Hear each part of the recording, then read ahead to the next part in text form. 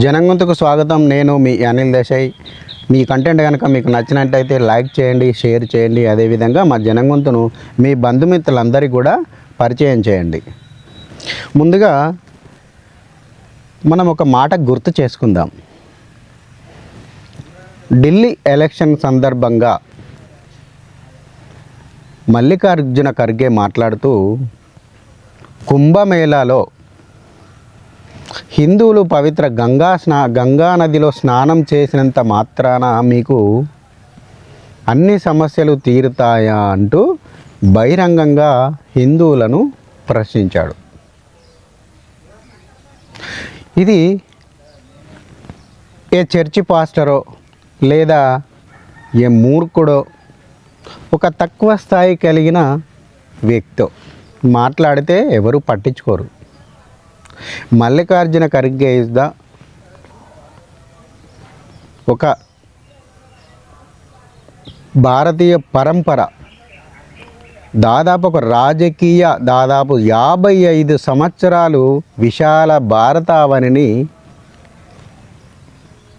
ఏలిన ఒక రాజకీయ పార్టీ యొక్క అధ్యక్షుడు, జాతీయ అధ్యక్షుడు. అంటే ఆయన మాటకు ఎంత విలువ ఉంటుంది?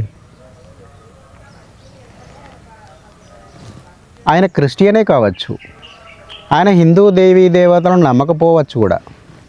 కానీ ఒక రాజకీయ పార్టీ అధ్యక్షుడు ఒక దిగువ స్థాయి పాస్టర్ కిందికి వచ్చి హిందువులు గంగా నదిలో స్నానం చేయడం వల్ల మీకు వచ్చే లాభం ఏమిటి అని బహిరంగ వేదికగా హిందువులను ప్రశ్నించాడు.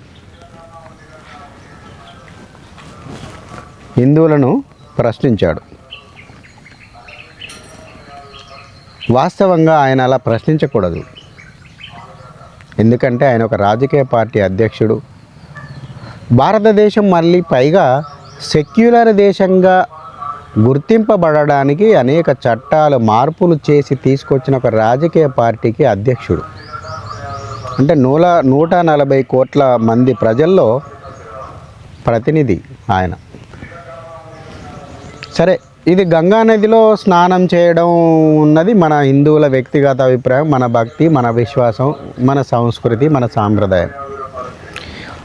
మల్లికార్జున ఖర్గే అనుసరిస్తున్న మతం క్రిస్టియానిటీ మతం. ఇది దాదాపు ఈ ప్రపంచంలో అత్యధిక మత సంఖ్య కలిగిన, అనుసరిస్తున్న మత విశ్వాసుల సంఖ్య కలిగిన మతంగా ప్రపంచం గుర్తించింది. దాదాపు 80 దేశాల్లో క్రిస్టియానిటీ మతం మెజారిటీ మతం. కానీ ఇదే మతంలో, ఇదే వాళ్ళ యొక్క అనుసరిస్తున్న మతంలోనే ఒక పెద్ద ఇన్సిడెంట్, ఘోరాది ఘోరమైన సమస్య జరిగింది. మరి దాని గురించి ఈయన ఏం మాట్లాడతాడు? మన వాళ్ళు కేవలం నీటిలో స్నానం చేసి వస్తున్నారు. ఎందుకంటే ఆ నీటిలో స్నానం చేయడం వల్ల రోగాలు పోతాయనో, లేకపోతే భక్తి మార్గంలో ఆ గంగామాతను, అంటే మన హిందూ ధార్మిక విధానంలో పంచభూతాలను దేవీ దేవతలుగా పూజిస్తారు.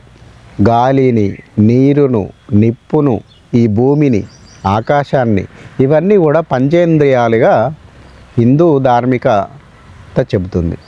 అందులో భాగంగా హిందువులు గంగా నదిలో స్నానాలు కానివ్వండి, దేవీ దేవతల ఉపవాసాలు కానివ్వండి చేస్తారు. సరే, వారి విశ్వాసాలు వారివి. ఇక చర్చి విశ్వాసాలవి.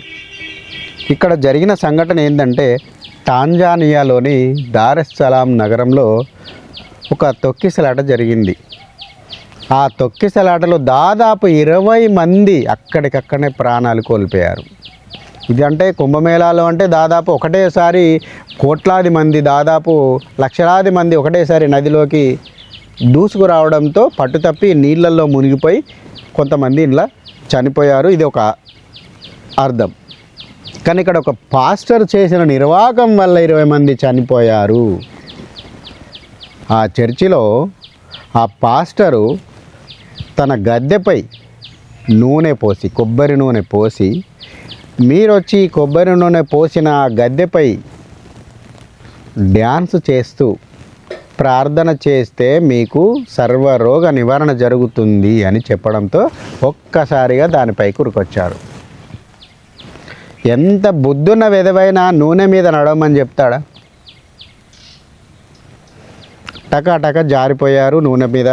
ఒకటేసారి సంఖ్య పెద్ద మొత్తంలో ఉన్న చర్చిలో వీళ్ళకి అర్థం కాక అందరూ రావడంతో, ఆ గద్దెపైకి రావడంతో అక్కడ పోసిన నూనెలో కాళ్ళు జారడం, పడడం, అందులో దాదాపు తలలకు తీవ్రమైన గాయాలు తగిలి స్పాట్లో 20 మంది చనిపోయారు. దీనికి ఏం సమాధానం చెప్తారు? ఇది అసలు వాస్తవంగా దైవత్వం అంటారా, నేరం అంటారా? భక్తి పేరుతో అనుసరించిన ఎంత మూఢ నేరం ఇది. బుద్ధున్న విధవ ఎవడైనా నూనె పోసిన గచ్చుపై డ్యాన్స్ చేయమని అడుగుతాడా? చెప్తాడా? ఆదేశిస్తాడా? భక్తి ముసుగులో ఎంతటి నేరానికి పాల్పడ్డాడు ఈ పాస్టర్. మరి మల్లికార్జున ఖర్గే మాట్లాడతాడా ఈ విషయాన్ని? ఒకసారి అడగండి. ఆయనకు దగ్గరగా వ్యవహరించే వ్యక్తులు ఎవరైతే ఉన్నారో వారితో టాంజానియాలోని దారెస్సలాంలో ఈ యొక్క చర్చిలో జరిగిన హత్యల పట్ల నేను తీవ్రంగా ఆవేదన చెందుతున్నాను. ఆ పాస్టర్ అలా చేయాల్సింది కాదు అని కనీసం ఒక డైలాగ్ ఆయన నోటి నుంచి వినాలని ఉంది.